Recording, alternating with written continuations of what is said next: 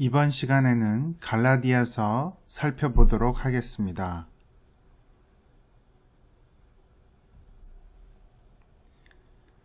갈라디아서 서두의 인사는 바울의 사도로서의 지위에 관심을 둡니다. 즉 갈라디아서 1장과 2장 전반부의 특징을 이루는 강조점을 미리 맛보게 해줍니다.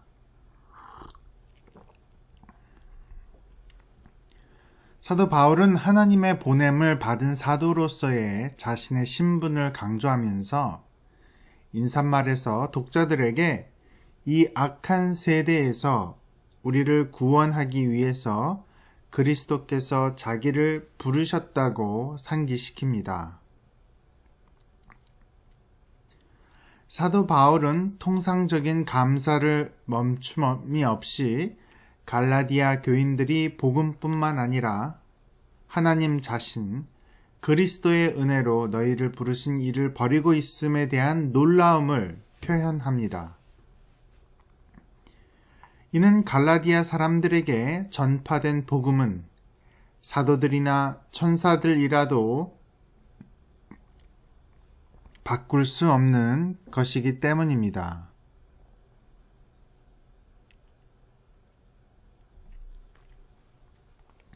사도 바울은 자기의 복음이 그리스도에게서 계시에 의해 주어졌다고 주장하면서 자신이 기독교인을 박해한 행동들 그리고 자기의 복음이 자기보다 먼저 사도된 사람들이 말한 것에 의존하는 데서 유래된 것일 수 없다는 것을 보여주기 위해서 그들과 몇 번 접촉했음을 이야기합니다.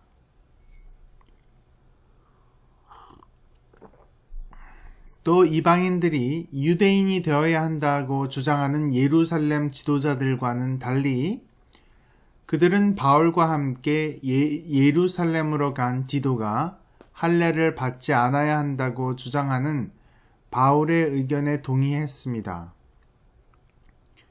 바울과 예루살렘 지도자들은 사역의 분할에 동의하여 베드로는 유대인의 사도로 바울은 이방인의 사도로 부름을 받았다는 데 동의했습니다. 이것은 이방인들이 모세의 율법을 지킬 필요가 없다는 의미를 함축합니다.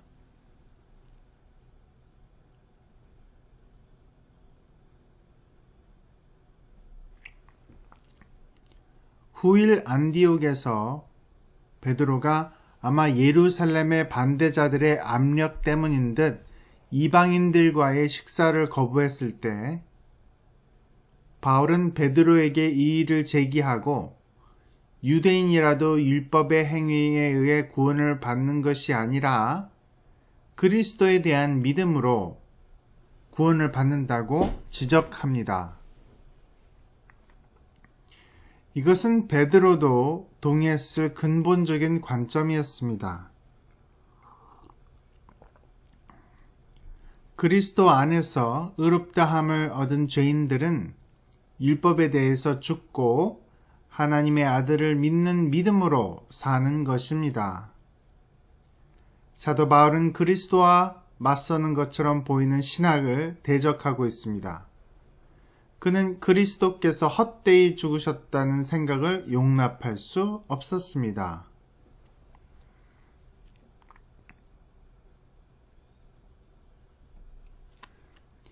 바울은 감정적으로 호소하면서 갈라디아 교인들에게 성령이 주어진 것은 그들이 율법을 잘 지켰기 때문이 아니라 그리스도 안에 있는 믿음 때문이라는 것을 상기시킵니다. 아브라함은 믿음으로 의로움을 받았고 의롭다함을 받았고 그 자손 안에서 세상의 모든 민족들이 복을 받으리라는 약속을 받았습니다. 모세의 율법의 기능은 상이합니다. 그것은 죄인들에게 저주, 그리스도께서 죄인들을 위해 받으신 저주를 가지고 왔습니다. 어쨌든 율법은 430년 전에 하나님께서 아브라함과 맺으신 약속의 언약보다 우월할 수 없고 그것을 대신할 수도 없습니다. 율법은 그리스도가 오실 때까지 몇 가지 부가적인 기능을 발휘합니다. 즉, 죄를 실질적인 범죄로 전환시키며 율법이 가리키는 분이신 예수 그리스도가 오실 때까지 하나님의 백성을 보호하는 기능을 발휘합니다.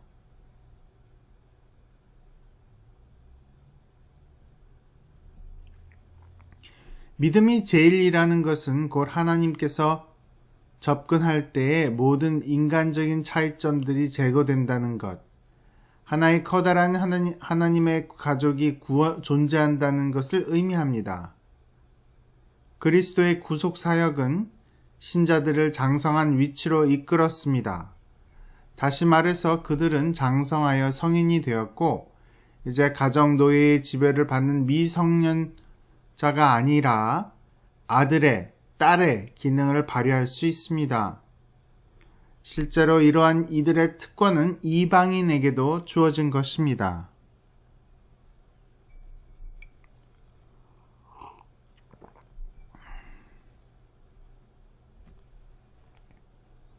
갈라디아 교인들은 모세의 율법을 지킴으로써 이미 벗어난 종살이로 되돌아가게 되었습니다. 따라서 바울은 그들에게 자신의 가르침을 저버리지 말라고 간곡히 부탁하고 있습니다. 그는 복합적인 예표를 사용하여 아브라함에게 하갈, 여종에게서 난 아들과 사라, 자유인에게서 난 아들이 있었음을 상기시킵니다. 그는 이 두 아들이 두 개의 언약을 나타낸다고 주장합니다. 갈라디아 교인들은 실제로 자유인의 자식임에도 불구하고 율법의 요구에 복종함으로써 옛 언약, 종의 언약으로 돌아가고 있었습니다. 그들은 그리스도께서 그들을 위해 성취하신 자유 안에서 살아야 하며 종살이를 의미하는 할례를 행해서는 안 됩니다. 바울은 성령 안에서의 삶과 육체의 삶을 대조하고 있는데 이것은 바른 삶에 대한 교훈으로 이어집니다. 바울은 직접 펜을 들어 할례나 무할례가 문제가 아니라 하나님의 새로운 창조가 문제임을 상기시키면서 편지를 끝맺고 있습니다.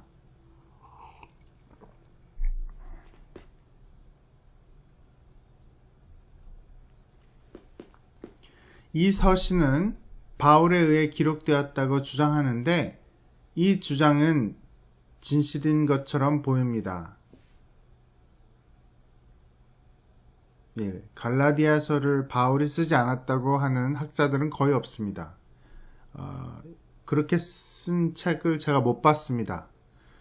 그것은 자신이 회심시킨 사람들 가운데서 발생한 가슴 아픈 거짓 교훈으로 인해 염려하는 전도자여 목사의 간절한 호소입니다. 쿰멜이 말한 대로 갈라디아서가 확신 있고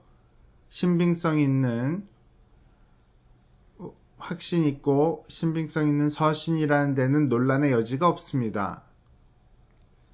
사도 바울이 이 편지를 쓰면서 자신을 유대인으로 여겼는지 아니면 새로운 종교로 개종한 자로서 어떤 의미에서 유대인이 아니라고 여겼는지는 지금까지 논란이 되고 있습니다.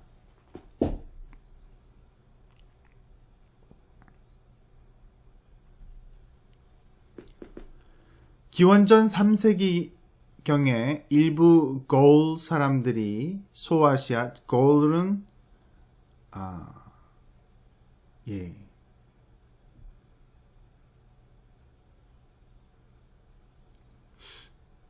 지금의 영국 지방인 것 같은데요. 거울 사람들이 소아시아 고원으로 이주하여 하나의 왕국을 세웠습니다. 이 왕국은 아민타스라는 왕의 통치 아래 비시디아, 라오디게아, 그리고 오늘날 터키 남부의 여러 지역까지 확장되었으며 아민타스가 죽고 로마가 그 정복하여 갈라디아 속주로 삼을 때까지도 대부분의 이주민들이 남아 있었습니다. 우리가 가지고 있는 문제는 이 서신을 받은 소위 갈라디아인들이 이 속주의 북쪽에 거주하던 민족인 갈라디아인들이었던가 아니면 로마 속주에 포함된 다양한 인종들이 혼합된 남부 사람들이었는가 하는 것입니다.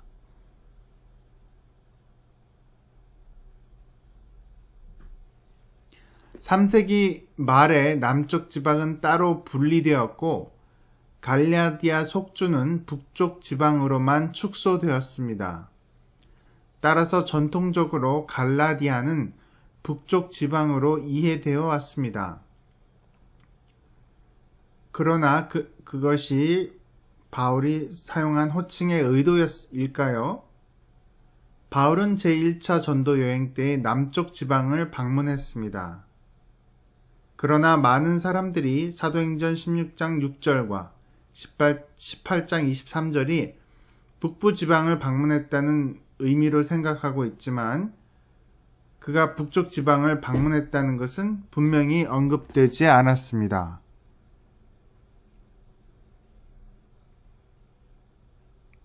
이 문제에 대해서는 카슨과 무가 더 자세히 설명을 하고 있는데 저 개인적으로는 그렇게 크게 중요한 이슈는 아닌 것 같아서 더 자세한 내용은 교과서를 참조하시기 바랍니다.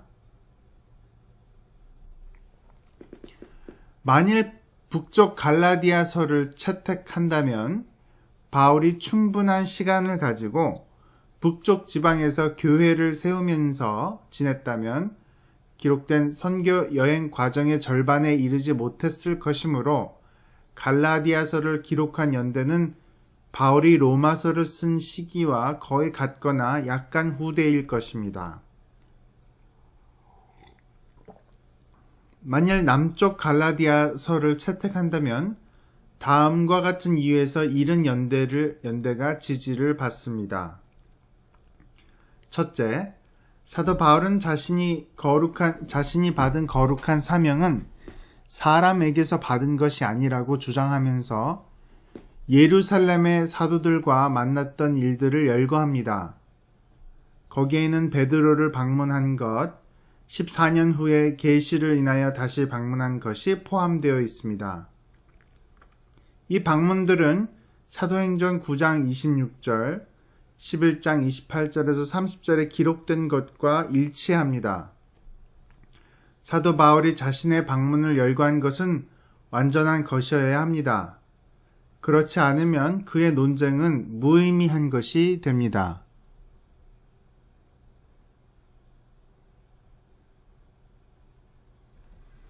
둘째로, 바울은 자신의 목적에 잘 부합되는 예루살렘 공회의 결정을 언급하지 않고 있습니다. 이것은 공회 이전에 예루살렘을 방문했음을 암시합니다. 그러나 바울이 분명히 나중에 쓴 편지들에서도 이 예루살렘 공회 결정을 언급하지 않듯이 이 점을 부당하게 강조해서는 안 되겠습니다. 베드로가 이방인들과 식사를 피한 사건은 공회 이전의 사건일 가능성이 큽니다. 왜냐하면 갈라디아에서 사도 바울이 베드로를 꾸짖을 때 이 공회에 대한 언급이 없기 때문입니다. 나의 두 번의 방문 중 첫 번째라고 해석될 수도 있으며 따라서 바울의 제2차 전도 여행 이후를 의미하는 내가 처음에 너희에게 복음을 전했다는 말 때문에 이 초기 기록설이 무효화되는 것은 아닙니다.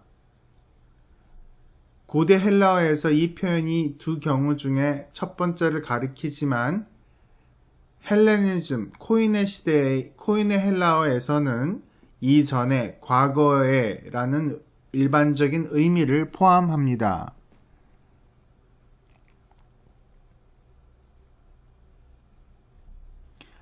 어쨌든 바울은 첫 번째 여행 중에 남쪽 갈라디아 교회들을 2번 방문했습니다.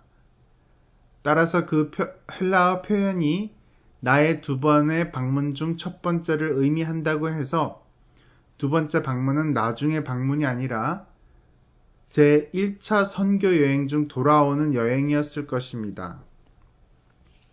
대조적으로 바울이 제 3차 전도 여행 중에 이 서신을 기록했다고 보는 학자들도 많습니다.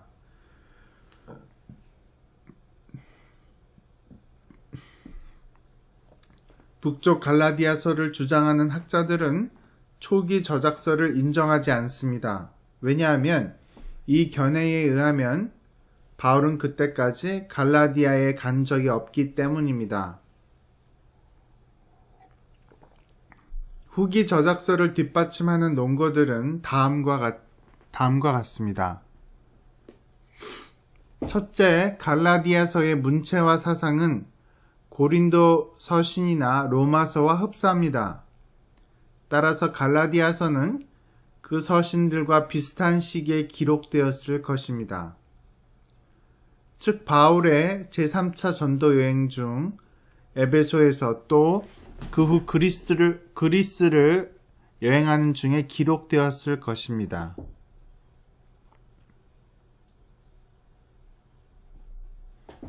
갈라디아서 2장에 기록된 예루살렘 방문은 사도행전의 예루살렘 공회의 주제와 밀접하게 연결되어 있으므로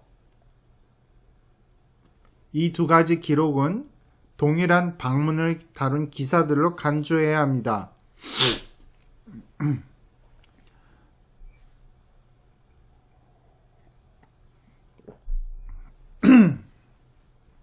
남쪽 갈라디아서를 주장하는 사람들은 이 2 방문은 전혀 다른 것이며 바울은 예루살렘 공회 이후에 갈라디아서를 썼다고 주장합니다. 후기 저작서를 주장하는 사람들은 바울의 갈라디아서 1장 18절에서 2장 2절에서 사도행전 11장 30절에 기록된 기근 구제 방문을 언급하지 않은 것은 그 당시 그의 관심은 사도들이 아니라 장로들에게 있었기 때문이라고 추론합니다. 이 해석은 가능한 것이지만 설득력이 거의 없습니다. 분명히 바울은 갈라디아서 1장, 2장에서 자신이 예루살렘을 방문한 여행의 완전한 목록을 제시하려 하며 사도행전 11장 30절에 기록된 여행을 생략한 것 때문에 그는 기록을 날조했다는 비난을 받게 됩니다. 더욱이 사도행전 11장 30절을 그때의 바울이 예루살렘에서 행한 모든 것에 대한 완전한 기사라고 볼 수 없습니다. 비록 바울의 방문 목적이 기근 구제였다고 해도 그가 다른 사도들을 만나지 않았을 것이라고 생각할 수 없습니다. 그 옛날에 여행하는 게 얼마나 비싸고 어려운 일인데 가서 구제만 했겠습니까? 가서 중보 기도도 하셨겠고 다른 교회 지도자들도 만나서 여러 가지 교회의 현안들을 논의했을 것입니다.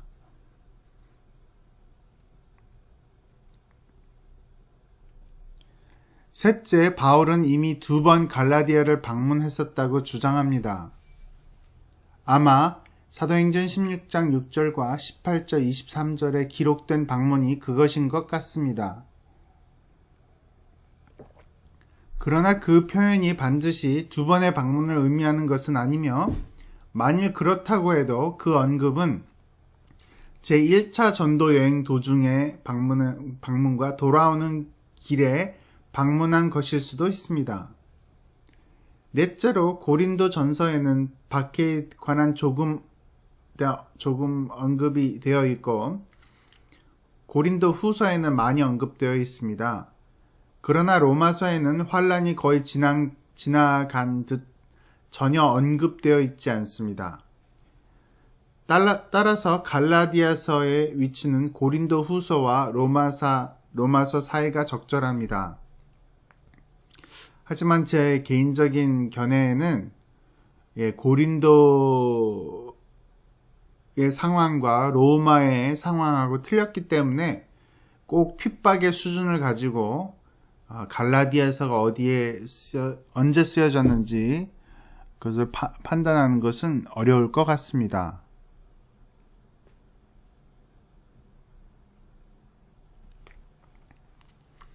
문제의 핵심은 바울이 갈라디아서를 쓴 것이 예루살렘 공회 이전인가 아니면 이후인가에 있습니다. 후기 저작서를 옹호하는 사람들은 바울이 공회 이후에 기록했다고 말하며 그 중 일부는 사도행전과 바울 서신 사이에 일치하지 않는다고 여겨지는 것을 강조합니다. 그들은 사도행전에서 묘사하고 있는 예루살렘 공회에서 결정한 것을 바울이 결코 받아들이지 않았을 것이라고 주장하며 갈라디아서 2장에서 당시 발행한 것은 바울의 회상을 찾아볼 수 있다고 합니다. 그들이 지적한 바는 비록 관점의 차이가 있긴 하지만 이 두 개의 기록의 핵심이 되는 문제는 할례, 그리고 율법에 대한 그리스도인들과의 관계였다는 것입니다. 또 북쪽 갈라디아서를 받아들이는 사람들은 사도행전과 갈라디아서를 일치시킬 수 있지만 여기에는 바울이 예루살렘 방문들 중 하나를 생략했다는 결론이 수반된다고 생각합니다.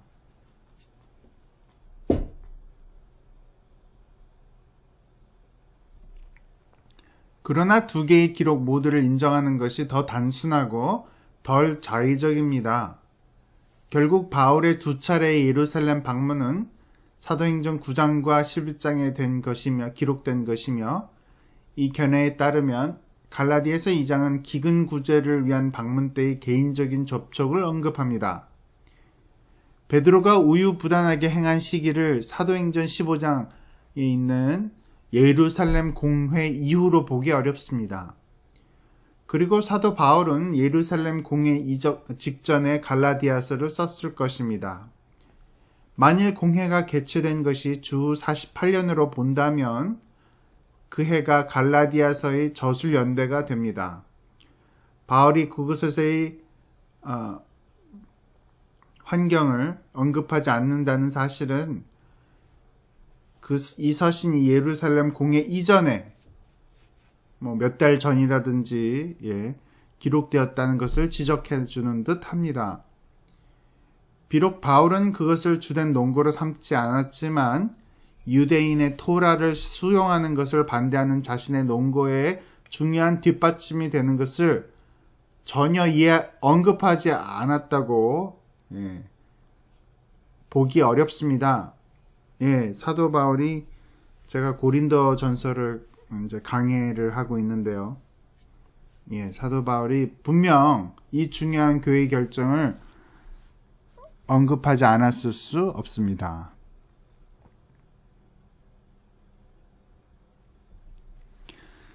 사도행전 13장, 14장을 근거로 하면 바울과 바나바가 갈라디아 남쪽 지방에서 복음을 전하면서 먼저 회당에 들어가 유대인과 하나님을 경외하는 이방인들에게 전도했음을 알 수 있습니다.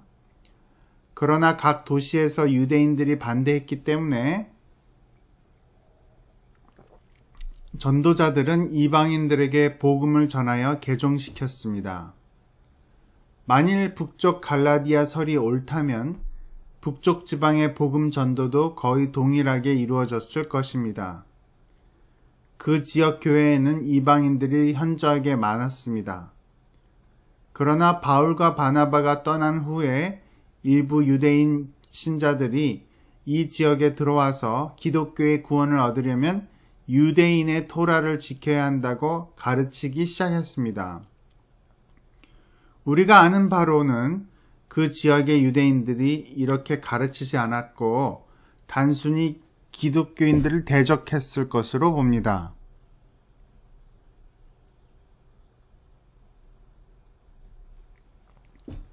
바울은 회중에게서 거짓 교사들을 구분했습니다. 바울은 그들이 전혀 그리스도인들이 아니라고 암시하기도 합니다. 모세의 율법을 지켜야 한다고 강조하는 것으로 보아 그들은 분명히 유대인이었을 것입니다. 그들은 자신이 유대인 신자라고 생각했는데 바울은 예수가 아닌 것이 구원에 필요하다고 주장하는 사람들을 과연 그리스도인이라고 부를 수 있느냐고 묻습니다. 갈라디아서를 통해서 바울이 이전의 사도들보다 열등하다는 논거에 의해서 그의 권위가 흔들리고 있었음을 알 수 있는데 바울은 이것을 처음부터 끝까지 염두에 두고 있었던 듯합니다. 사람들에게서 난 것도 아니요 사람으로 말미암은 것도 아니요 오직 그리스도와 하나님 아버지로 말미암아 사도된 이후로는 누구든지 나를 괴롭게 말라. 내가 내 몸에 예수의 흔적을 가졌노라. 아멘.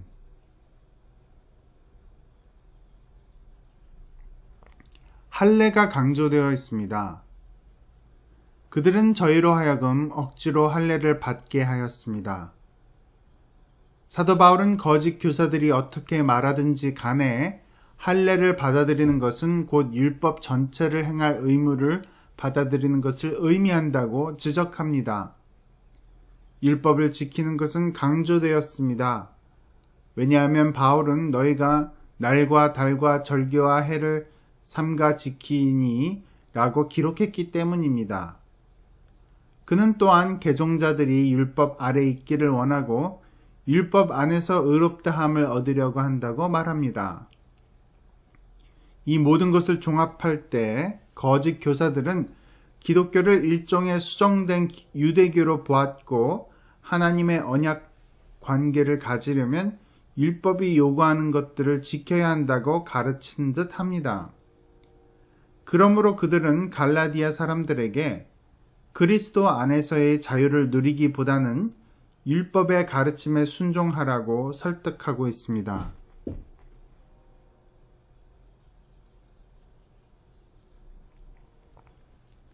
최근에 일부 학자들은 이 침입자들이 갈라디아 교인들에게 강요한 율법 전체 또는 율법의 대부분은 기존의 경계표들, 특별히 할례, 음식법, 안식일처럼 유대인들을 이방인들과 구분해주는 관습들이라고 주장해 왔습니다.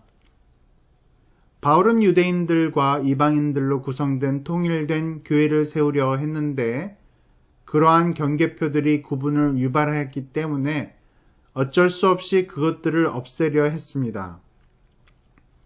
바울은 끊임없이 유대인 신자들과 이방인 신자들을 연합하기 위해 노력했습니다. 그럼에도 불구하고 바울에 관한 이 세 관점은 지나치게 편협합니다. 바울은 율법의 기능을 경계표, 특별히 율법이 지닌 범죄를 확증하는 능력 이상의 포괄적인 것으로 판단하며 자신의 논의의 핵심을 그리스도의 십자가는 우리를 하나님 앞에서 의롭다고 선언할 수 있다는 절대적인 선언과 결합합니다.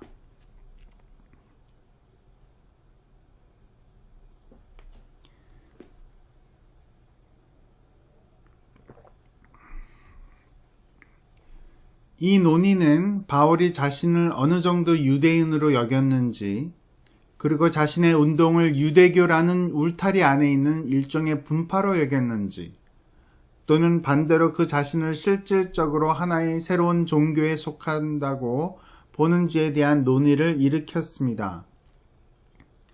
바울의 시각에서 거짓 교사들이 기독교인이건 아니건 간에 그들은 분명히 유대 기독교 진영의 사람들이었습니다. 이 기독교인들은 베드로를 대적했고 얼마 후에 야고보는 유대인 중에 믿는 수만 명이 있으니 다 율법에 열심 있는 자라고 말했습니다. 분명히 이처럼 열심 있는 사람들의 집단이 있었습니다.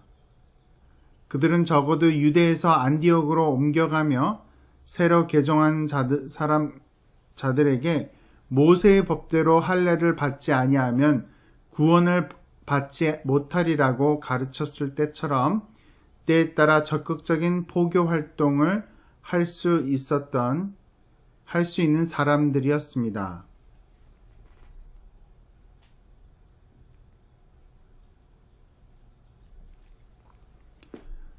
그들이 바울을 따라서 안디옥으로 갔다면 갈라디아까지 따라갔을 가능성도 있습니다.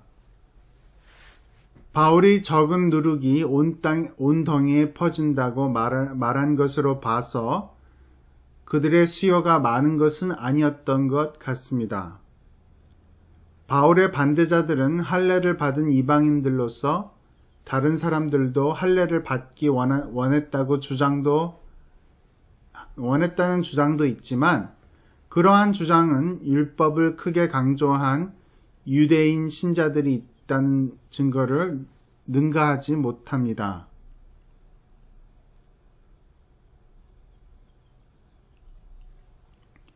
방탕함이 5장 13절에 자유로 육체의 기회를 삼지 말라 너희가 성령을 쫓아 행하라 그리하면 육체의 욕심을 이루지 아니하리라는 권면에서 감지됩니다.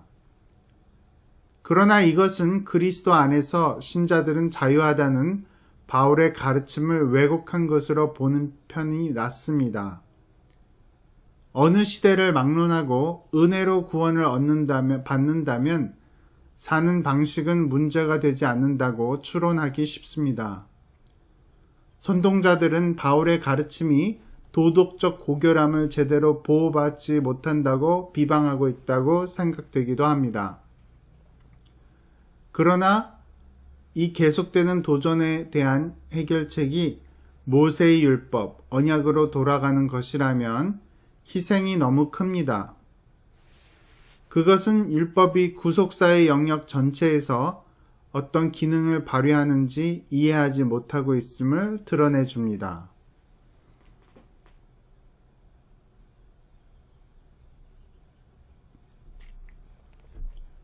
바울에 대한 비판이 있었던 듯합니다. 내가 지금까지 할례를 전하면 바울이 디도의 할례를 반대했지만 형편이 좋을 때는 할례를 전한다고 비난을 받고 있었음을 의미하는 듯합니다. 이제 내가 사람들에게 좋게 하랴 하나님께 좋게 하랴 사람들에게 기쁨을 구하랴는 말은 바울이 사람들에게 인정받는데 관심을 가지고 있다고 말하는 사람들이 있었음을 암시합니다. 유대인에게 복음을 전하기 위해서는 유대인과 같이 되고 여러 사람에게 내가 여러 모양이 되었던 사람의 삶에는 반대자들에게 일관성이 없다는 빌미를 줄 수 있는 사건들이 있었을 것입니다.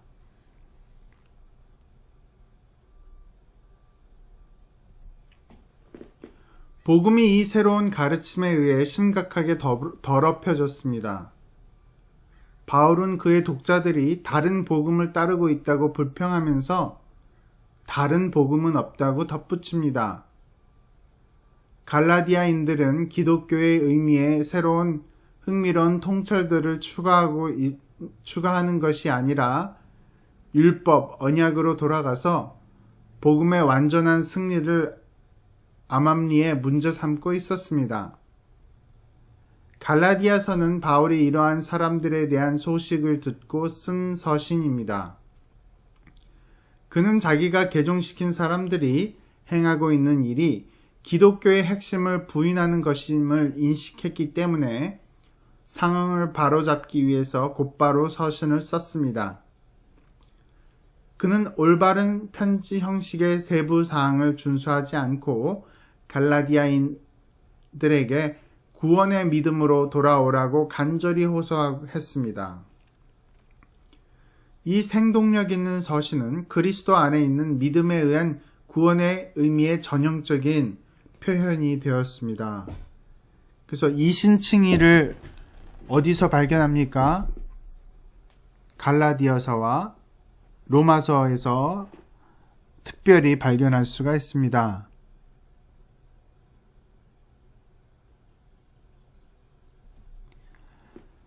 갈라디아서에서 그리 중요하지 않은 이문들이 많이 포함되어 있지만 전체적으로 이 서신의 본문에 대한 심각한 의문은 제기되지 않았습니다. 1장 18절, 2장 9절, 11절, 14절에서 아람어 명사인 게바와 헬라어 명사인 베드로 사이에 약간의 혼동이 있지만 각 경우 모두 친숙하지 않은 아람어 이름 대신에 더 잘 알려진 헬라어 이름을 사용한 것에 불과한 듯 합니다. 1장 6절에서 은혜 뒤에 그리스도가 따라와야 하는지 16절에 기뻐하다는 동사 앞에 하나님이라는 주어가 있어야 하는지 확실하지 않습니다. 사본상, 사본 비평상 확실하지 않습니다. 이러한 이문들은 의미에 크게 영향을 미치지 않습니다. 전반적으로 현재의 갈라디아서는 바울이 쓴 그대로라고 봅니다.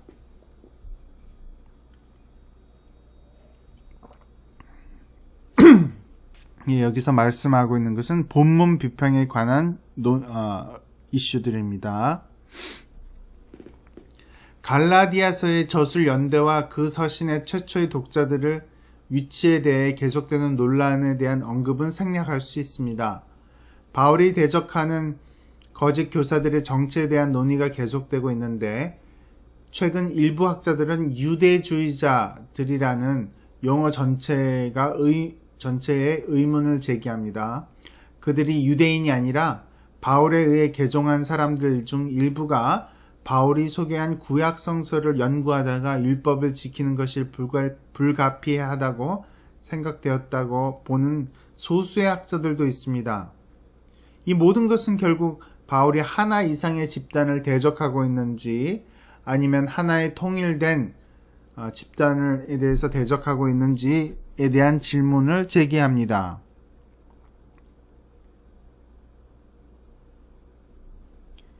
바울이 대적한 집단이 다수라고 주장하는 일부 학자들의 논쟁점에도 불구하고 갈라디아서에서 바울이 두 개의 전선에서 싸우고 있었다는 증거는 없습니다. 바울의 대적은 하나의 집단이었던 것 같습니다. 거짓 교사들은 유대인들 또는 외부에서 들어와서 몇 가지 유대교 형태를 옹호한 유대인 신자들이었을 것입니다.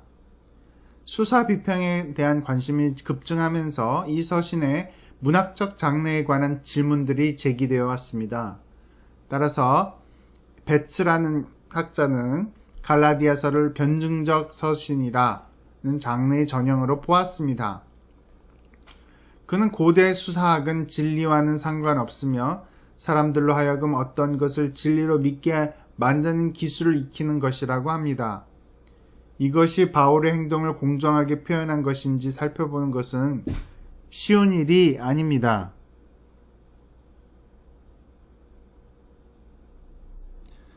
진리에 대한 그의 깊은 관심은 각 장에서 찾아볼 수 있습니다. 갈라디아서가 마술적인 편지라는 베츠의 주장은 더욱 받아들이기 어렵습니다. 바울은 거짓 전도자들을 저주하고 이 규례를 행하는 모든 자들을 축복했습니다. 베츠는 이것이 서신 전체가 축복과 저주를 품고 있다는 의미로 봅니다. 그러나 고대에 소위 마술적인 편지라는 범주를 인정했는지도 의심스럽고 혹 있었다 할지라도 바울이 그것을 사용했는지는 더욱 의심스럽습니다.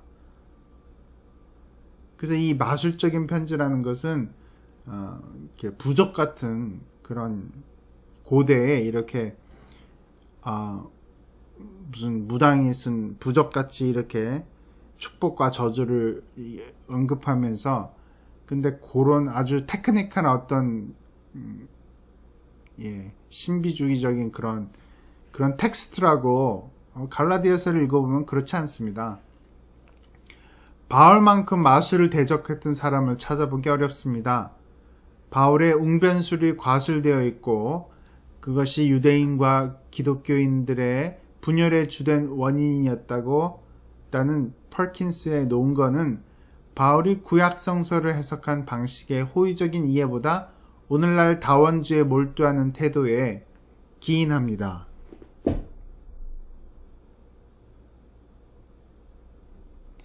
최근의 논의는 크게 샌더스 및 그의 영향을 받은 학자들이 제안한 논거들을 중심으로 합니다. 샌더스는 그 시대의 유대인들은 율법을 지키는 것이 구원을 확보하는 수단이라고 보았다는 사상을 배격합니다. 그의 주장에 의하면 팔레스타인 유대인들은 보편적으로 언약의 신율주의 (covenantal nomism), 즉 유대인들은 하나님과 언약을 맺은 백성에 속했기 때문에 은혜로 구원을 받았으며 율법을 신봉하는 것은 그들이 그 백성 안에 머무는 수단이 된다고 주장했습니다. 이 주장은 1세기 유대인들의 믿음에 관한 시대적인 착오적인 견해를 바로잡는 데 기여했지만 수정되어야 할 문제가 있습니다. 구체적으로 샌더스는 의에 대한 상급과 죄의 형벌에 대한 유대인의 가르침을 진지하게 다루지 않았을 뿐더러 바울에 대한 그의 해석도 비판을 면할 수 없다는 반론이 제기되어 왔습니다. 샌더스는 일부 과거의 견해들을 유익한 교정책을 제공했지만 널리 지지를 받을 수 있는 해결책을 제시했다고는 보기 어렵습니다. 하지만 바울 신학 공부했는데 샌더스를 모른다고 하면 간첩입니다. 샌더스는 바울과 유대계의 근본적인 차이가 칭의에 있는 것이 아니라 기독론에 있다고 생각합니다. 기독교인들은 예수님을 메시아로 받아들였지만 대부분의 유대인들은 그렇지 않았습니다. 샌더스는 바울이 사람은 절대로 율법을 지킬 수 없음을 의미했다는 일반적인 견해를 부인했습니다. 이 논거의 핵심은 하나님의 계획에는 의가 율법에 의해 이루어지도록 의도된 적이 없었고 율법에 있어서의 문제는 그것이 성취될 수 없다는 것이 아니었다. 바울은 하나님의 의도는 율법에 의한 의를 배제한다는 견해를 가지고 있었다고 말합니다. 유대인들은 일반적으로 하나님의 백성이 되고자 하는 자는 완전한 개종자가 되어 모세의 율법을 받아들여야 한다고 주장했습니다. 그러나 바울은 율법의 행위 아래 있는 자들은 저주 아래 있다고 여겼습니다. 유대인들이 얼마나 바울을 미워했겠어요. 율법을 이렇게 거룩한 율법을 이렇게까지 얘기하니까.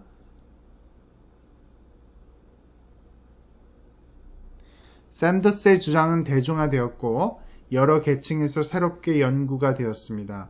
평론가들은 갈라디아서가 바울의 행위를 반대하는 이신칭의의 복음의 분명하고 신중한 표현이라는 개신교의 이해에 대한 의문을 제기했습니다. 고우드는 그리스도 안에 있는 믿음보다는 토라에 대한 반대를 강조하면서 하나님의 백성은 토라에 의해 확인될 것인가 아니면 그리스도에 의해 확인될 것이라고 하는 질문을 합니다.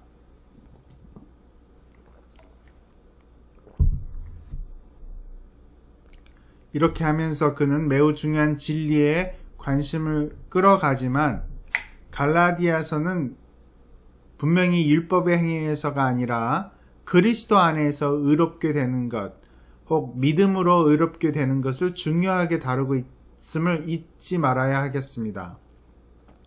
그리스도와 토라의 차이를 간과하며 단순히 믿음과 행위를 대조하는 견해를 바로 잡으려면 그리스도 안에서의 믿음에 대한 칭의는 본질상 토라나 다른 것의 행위로 말미암은 칭의와 반대되는 점을 간과해서는 안 되겠습니다.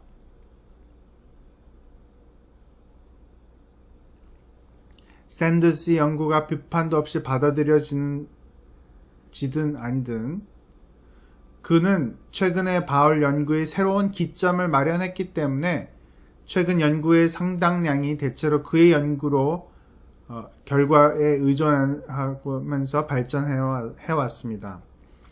예를 들어서 바클레이라는 사람은 그의 최근 논문에서 갈라디아서에서 나타난 바울의 윤리를 주의 깊게 살펴봅니다. 갈라디아서 5장과 6장의 여러 부분에 대한 바클레이의 해석은 매우 신중하고 자극적입니다. 그러나 그 부분을 갈라디아서의 나머지 부분과 연결시키는 방식은 대체로 샌더스의 구조를 비판 없이 그대로 받아들이고 있습니다. 대조적으로 틸만은 결정적으로 샌더스의 입장에 반대합니다. 샌더스는 바울의 견해에 있어서 회심하지 않은 유대인과 기독교인의 근본적인 차이는 기독론이라고 생각합니다. 따라서 죄와 은혜와 용서의 문제들이 있어서 바울은 이미 해답을 알고서, 즉 예수가 해답이라는 것을 알고 있으면서 해결책에서 문제점으로 논증해 나갑니다. 틸만의 주장에 의하면 바울은 갈라디아서나 로마서에서 문제를 제기하고 해결책을 소개할 때 교육적인 기술에 의존하는 것이 아니라 단지 당시 유대교나 구약 성서 안에 있는 기본 양식을 사용한다고 합니다.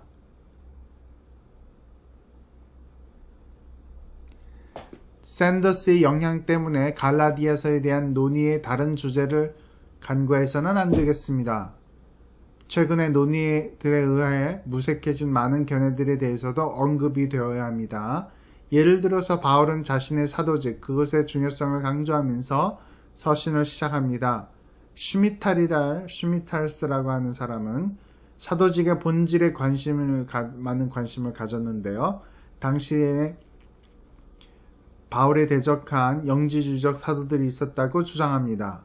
그의 주장의 문제점은 바울 시대의 영지주의가 발달했다는 증거가 전혀 없다는 것입니다.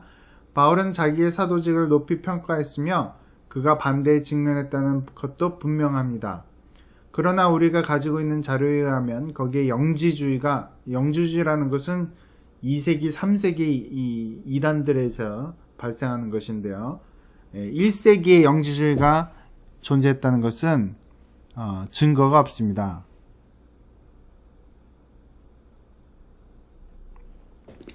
코스그로브는 바울이 이 서신에서 다루는 질문은 갈라디아서 3장 5절에 분명히 표현되었다고 주장합니다.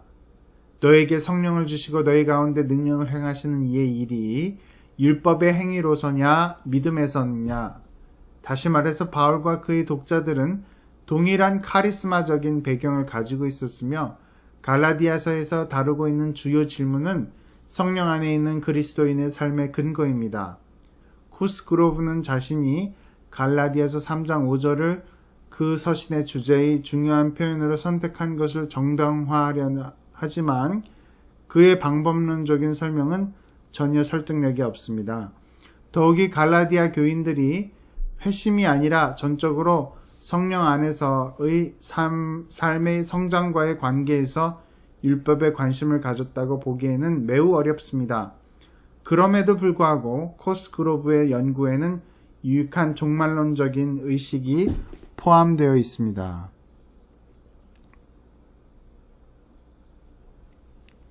논의의 세 가지 초점들에 대해 간단히 언급하려 합니다. 첫째, 갈라디아서에서 이러한 문제들에 관해 채택하는 입장과 상관없이 이러한 문제들은 필연적으로 한 쌍에 관련된 문제들과 연결되어 있습니다. 갈라디아서와 로마서는 어떻게 관련되어 있는가? 그리고 갈라디아서에서 바울은 자신이 전파하는 복음과 율법의 계속성을 어느 정도 지지하는가? 그러나 폭넓은 공감대는 이루어지지 않고 있습니다.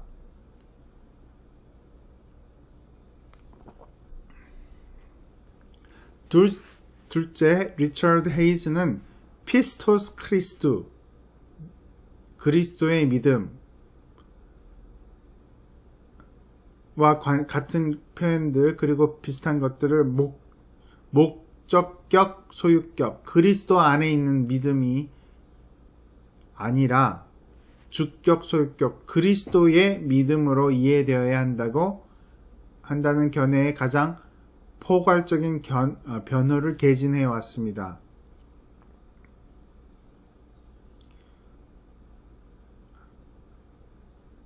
그러니까 이 개신교, 특별히 이 칼빈이나 루터 이쪽에서는 이 그리스도의 믿음을 어떻게 보냐면은 그리스도를 믿는 믿음으로 이렇게 보는 거고요. 헤이즈는 어떻게 보냐면은 그리스도께서 가지고 계신 믿음, 이게 주격으로 본다는 얘기입니다.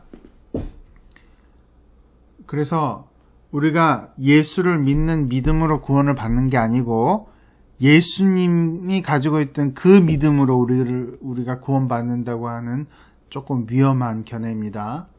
이 견해가 유행했음에도 불구하고 건전한 언어학 이론 그리고 표면적으로 비슷한 것들에 대한 세심한 연구에서는 목적 소유격을 강력히 지지합니다. 그래서 예수님을 믿는 믿음입니다. 물론 문제는 언어학적인 것에 한정되지 않습니다. 이 문제에 대한 결론은 부분적으로 그 표현이 등장하는 각각의 문맥에서 예수 그리스도의 이야기가 주로 예수님의 신실함을 제시하는 것을 목표로 하는지 아니면 예수님을 신앙의 대상으로 삼는 것인지에 따라서 결정이 됩니다. 셋째로 갈라디아서 3장 26절, 29절에 기록된 범주들의 소멸은 필연적으로 여권주의를 지향하는 다양한 입장을 채택하는 많은 논문들과 서적들을 생성해냈습니다.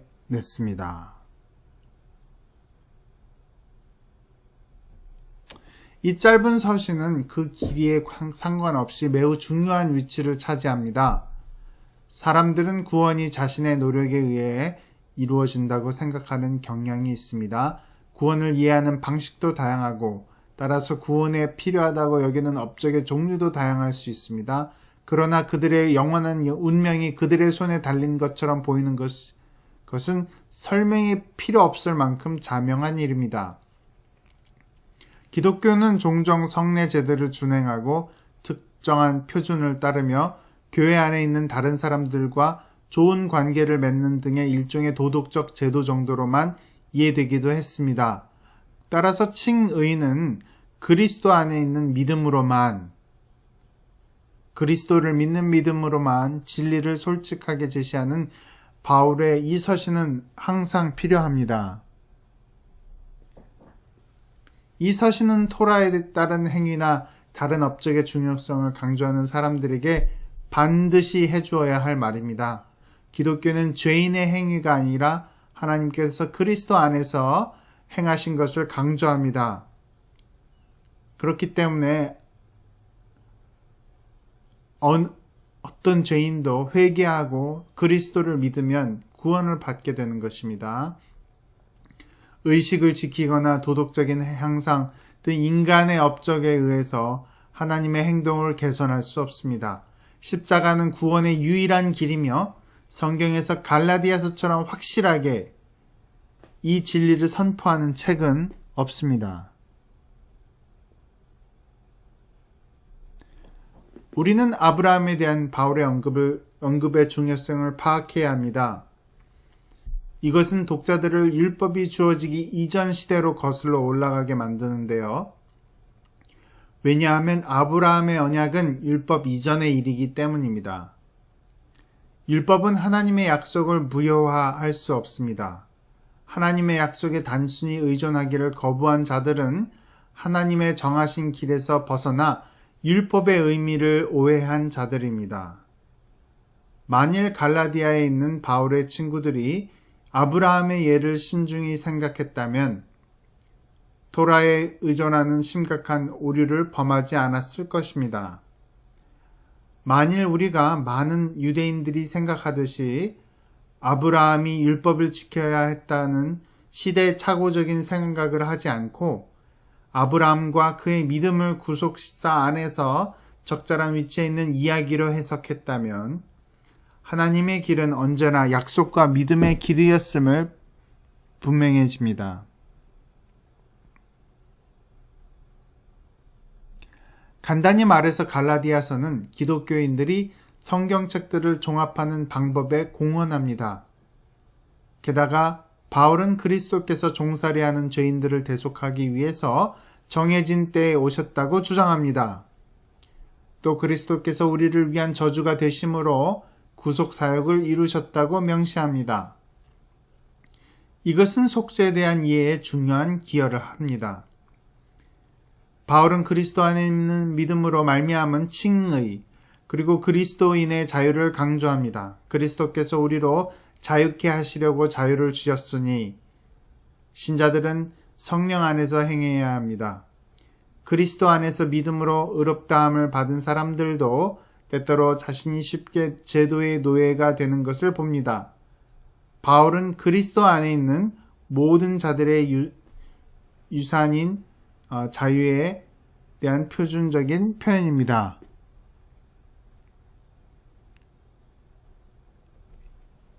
갈라디아서는 기독교적 삶에서 믿음이 의미하는 바를 이해하는 것이 얼마나 중요한지 상기시켜 줍니다. 심지어 베드로와 바나바 정도에서 벗어날 수도 있었을 것입니다.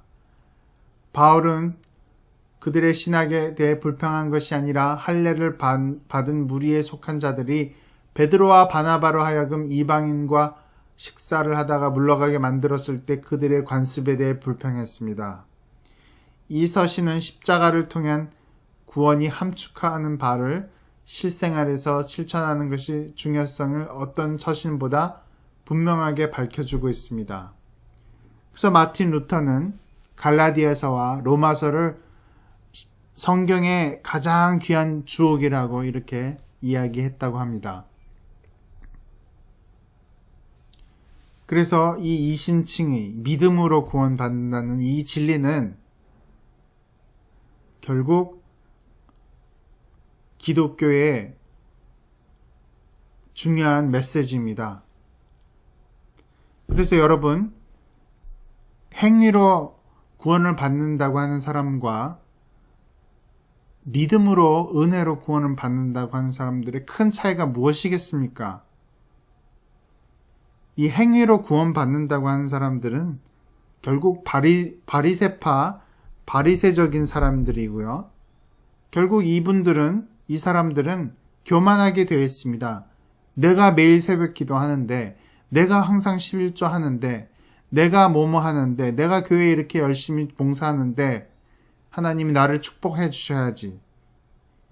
나는 이런 엉터리 신자들이 아니고 진짜 신자야. 이렇게 이야기하는 것과 나는 부족한데, 나는 어리석은데, 하나님의 은혜로, 나는 죄인인데 하나님의 은혜로 나가 구원을 받아서 내가 축복받아서 하나님께 감사하고 그래서 내가 헌신하고, 이것은 결국 겸손을 나타내는 것입니다. 그래서 이제 종합해 보면, 저는 갈라디아서가 바울의 사역 굉장히 초기에 쓰였다고 이렇게 봅니다. 그래서 이신칭의가 바울이 이렇게 사역하면서 이런저런 문제에 부딪혀서 이렇게 깨달은 진리가 아니고 바울의 사역 초기부터 그가 깨달은 진리라고 생각이 되어집니다. 그래서 이렇게 봤을 때 믿음으로 구원받는다는 것이, 은혜로 구원받는다는 것이 얼마나 중요한 것인지 우리가 다시 한번 깨닫게 됩니다. 그래서 새 관점의 여러 가지 비판에도 불구하고 이 이신칭의는 우리가 포기할 수 없는 진리임을 우리가 한번 생각해 보도록 하겠습니다. 수고하셨습니다.